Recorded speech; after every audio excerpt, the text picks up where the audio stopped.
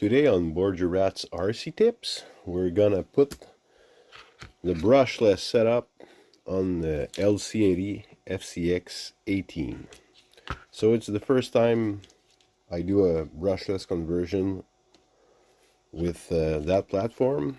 I did one with the FCX 14, but we're gonna see how it goes. So to remove that, take your driver, and there's a little place here that where the receiver slash controller is exposed. So you push hard, there you go, and the stickers, the two face tape can be unglued, but it's somehow hard. Maybe I'm gonna put some, this is gonna go there,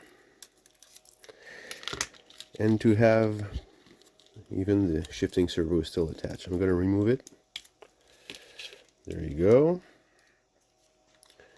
And the front servo too.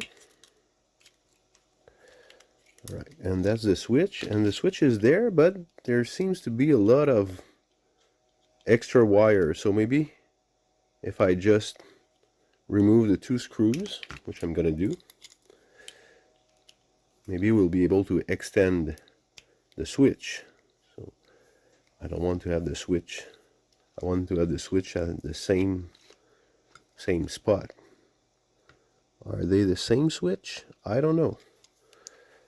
We're gonna find out, and if it's too long, I'm gonna edit the video, but usually I like to keep them unedited as more as I can.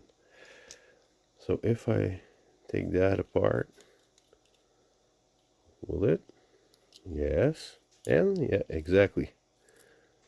There's a little bit more wires. So to remove the switch, the cleanest way, I think, is going to be to remove that tray, and that tray is removed with the 1.5x bolts. Practically all the bolts, except for the body on the front, there's Phillips head, and for the stock drive shafts. But most of the screws are 1.5 millimeter X. So get yourself a good driver, or like I do sometimes with the 3D printed version of it's just a wrench holder.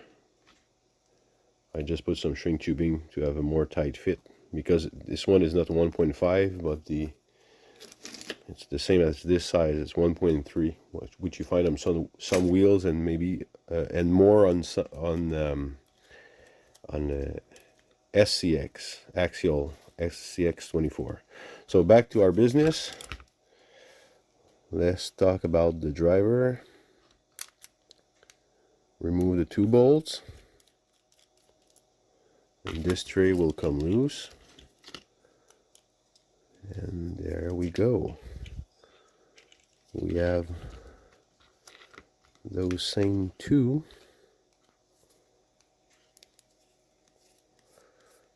So these are Phillips head screws.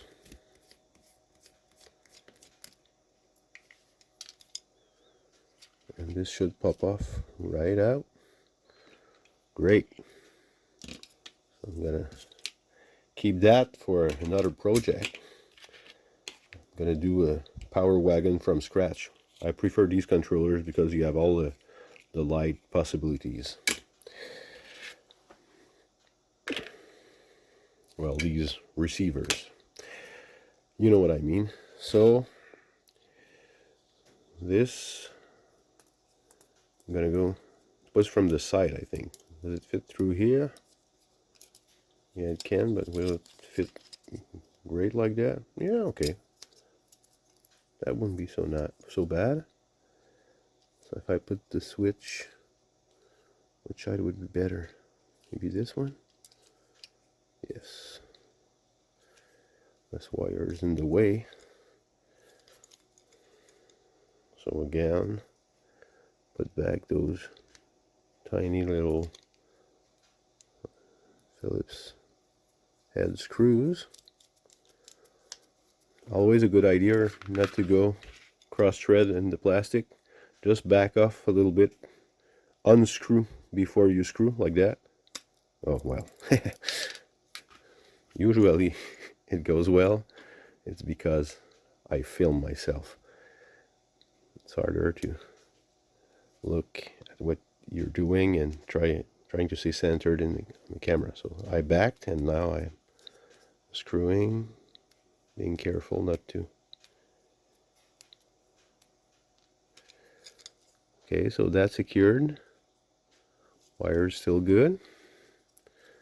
Gonna be able to tuck that in later so it won't be in the way. That's perfect. And while we are at it, in that hole, that's for the front servo. And maybe, well, later we'll be able to put the shifting servo. So I'm going to put that tray back, so we'll have a sturdy base.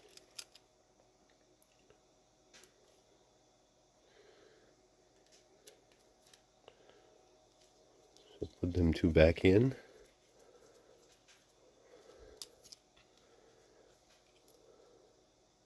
And when you buy the setup, sometimes some things you don't think about is the connectors, because the brushed version use JST 1.25 millimeters between pins connectors, and the brushless receiver use DuPont connectors, like this assortment I have. So you can make your own connectors if you have to. And you need a special plier that you can buy. Is it far away? Yeah, wait a second.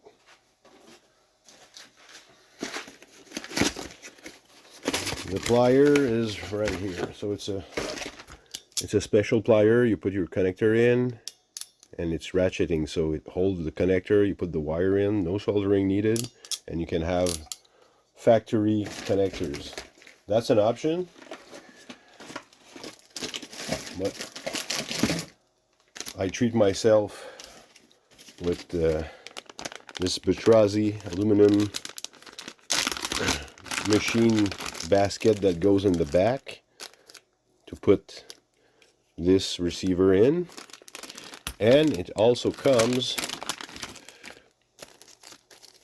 with converter extensions, so from JST 1.25 to DuPont connectors. So we're going to use these. I'm going to toss that apart. So while we're at it, I'm going to install it.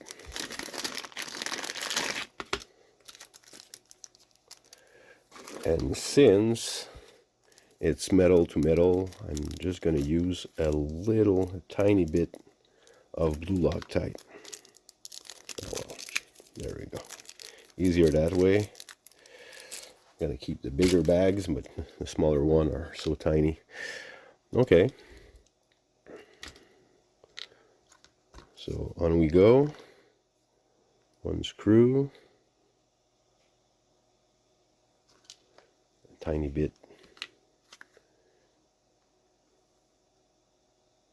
The slightest dab. I'm going to have to buy some more. I'm pretty much at the end of my tube. Oh yeah, pretty much. Was there any?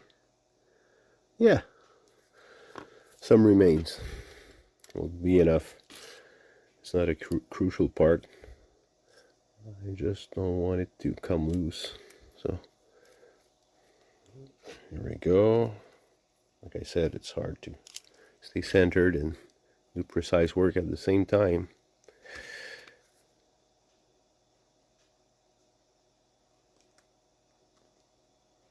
Yeah, you can see there's some on my finger. Okay. Align it here.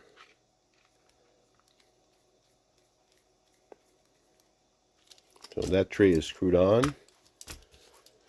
Alrighty.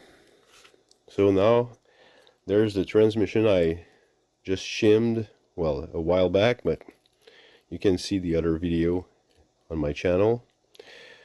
I put the motor, and I'm pretty confident with this setup. I didn't have any problems in the past, but I bought some others, and these, maybe it's just a hit and miss like many other Chinese products. This is very stiff, but even if I hold the output shaft and the shifting fork, the gears are loose, so these are probably junk. The tolerance are way off. Anyway, this one seems to be good. So I'll have to put the shifting servo back. So I'm gonna crochet that, hook that back in like that. Like, was it like that? No, I think it's like, I don't remember. Is it like that or like that? Let's see.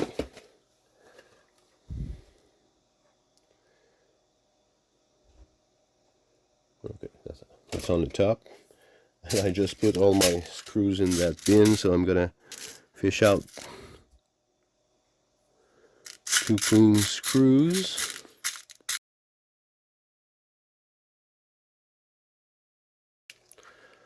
All right.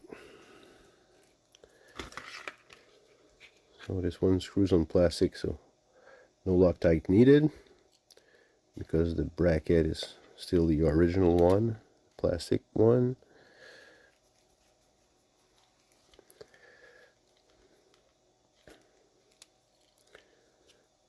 So that's about the servo. The shifting servo, which runs on the channel 3.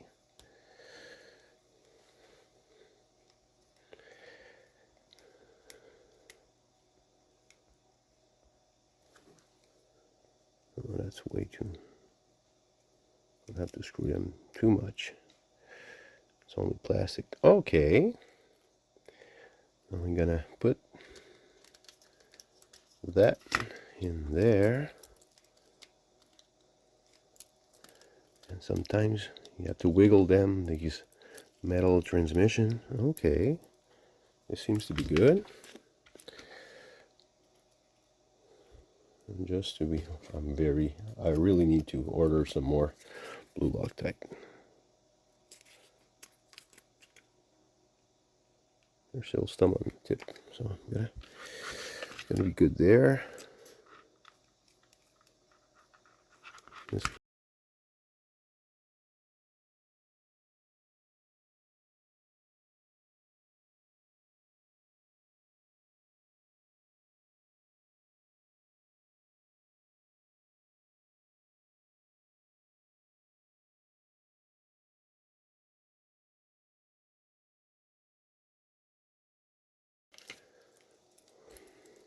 the cylinder side on the transmission side, because if there's any debris, there will wash off instead of going in. Not by much, but the more logic you can be, the better your rig's gonna run. It's all in the little details. So as I said, usually I'd put a drop of Loctite, but blue or purple Loctite would do. No red there, because you're gonna break the screw and you're gonna hate me for saying that put red Loctite, but never put red Loctite. That's the secret. So these are tightened enough, so we'll be able to test. So drive shafts down, putting back the transmission again.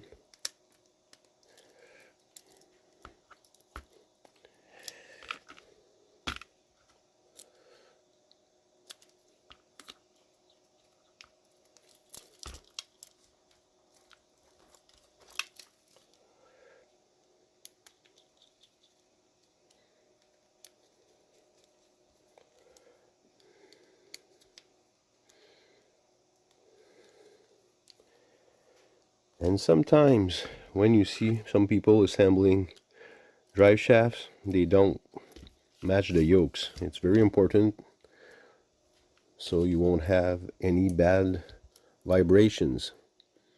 So this part of the yoke is like that. You can just match the screws, but if it's 180 degrees, no problem. So see, the yokes match. Remove the screw.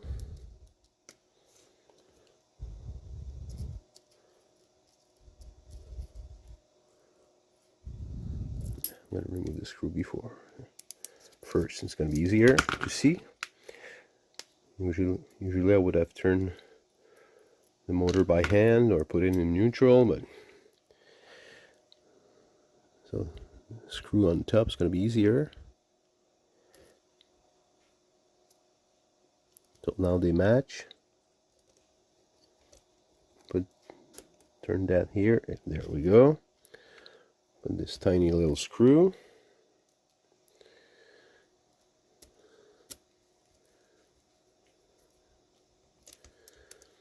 So the rear is done. Now for the front part, same thing. This one is already removed.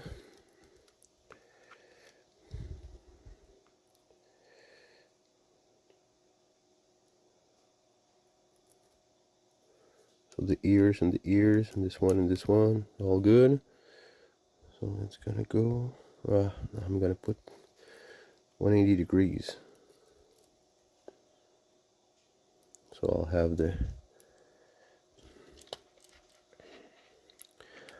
have the screw right in my face. There we go.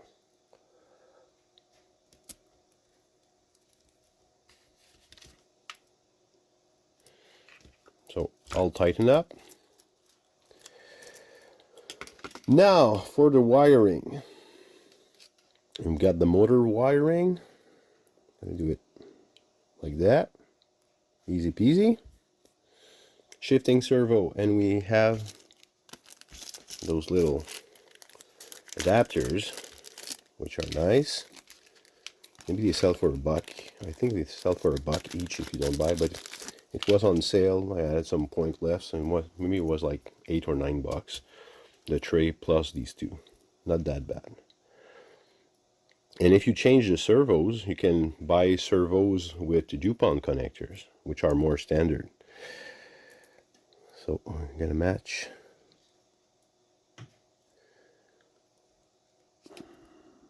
Sometimes they are to press, but once they're okay. But now we don't have. Okay, so that's the signal. And the front servo too.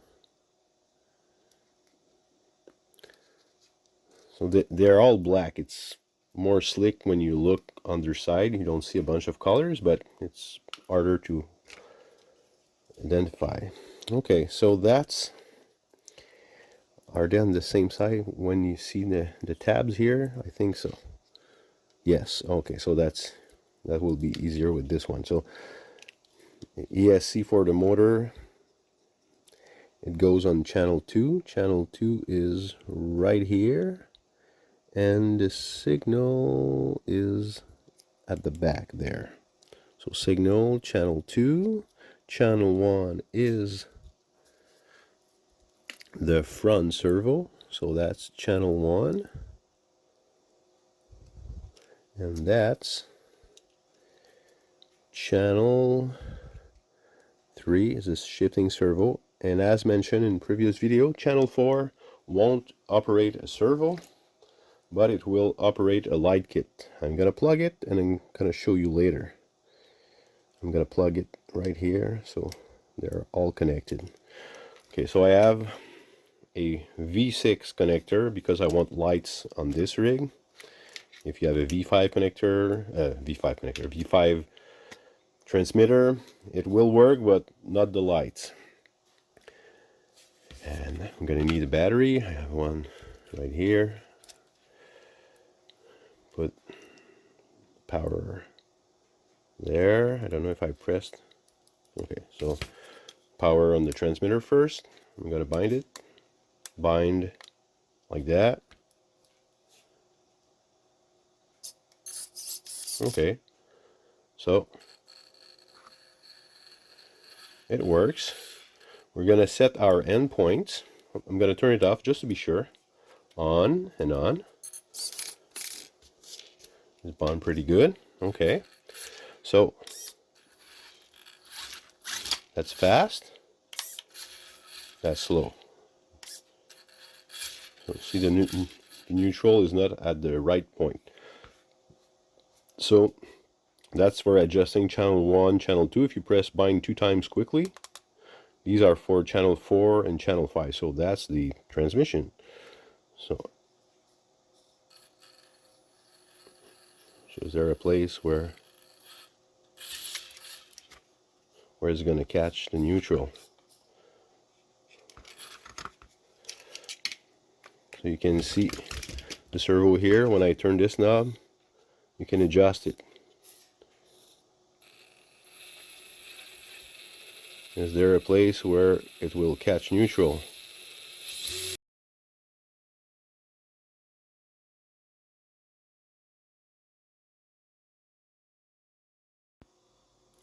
So I removed the cap here, and there's a culprit. The little C-clip wasn't clipped well enough. I'm going to remove the shifting fork. With that gear with the shims. Don't lose the shims that I put. So we'll have a good combination. Shifting fork.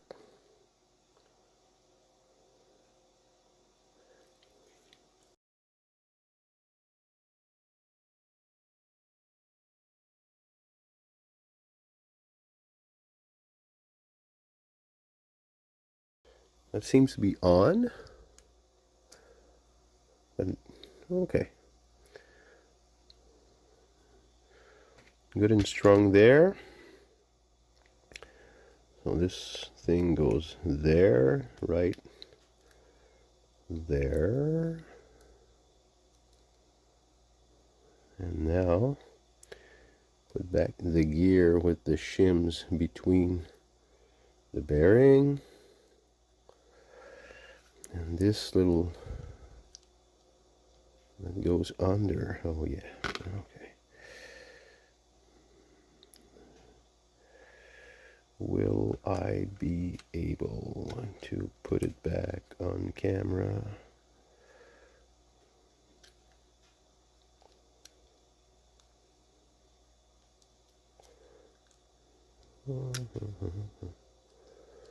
Will it go straight in? Yes, there we go.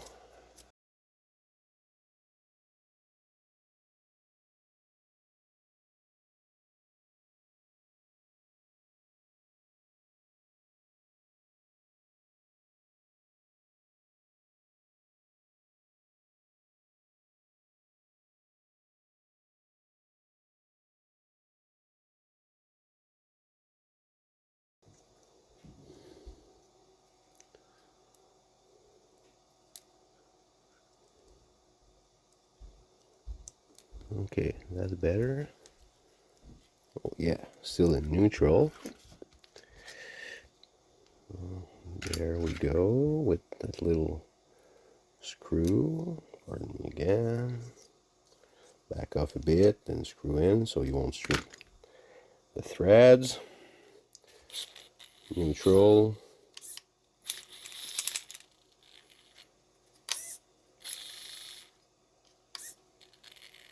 Oh, there we go. Neutral. Okay. So there's hope after all. Put that back where that little tiny screw went.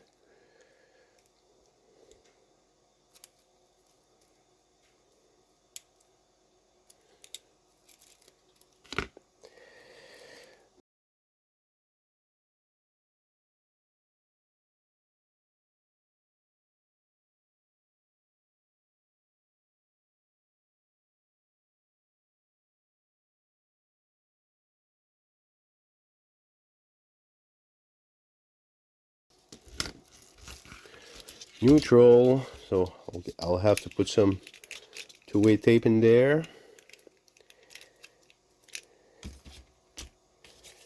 So neutral, slow, no, slow there, fast, and neutral with the cheapo transmission. So that's good. And like I said, what body I'm gonna put when I order it, it was the yellow body, but I already had prepared. And this is originally a Patriot. I put some stickers resembling the tricolor mod.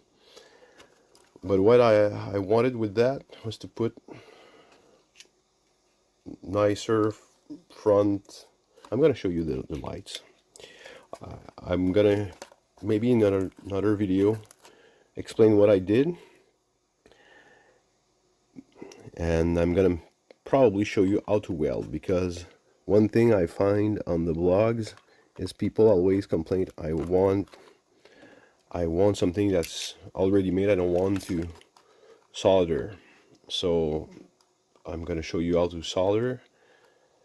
It's quite easy if you do it the right way with the right part. So what I wanted to do is, since it's a more recent, well, per se truck, not as recent, but I want to put some nicer front lights, so they're more white bluish than the off-white yellow.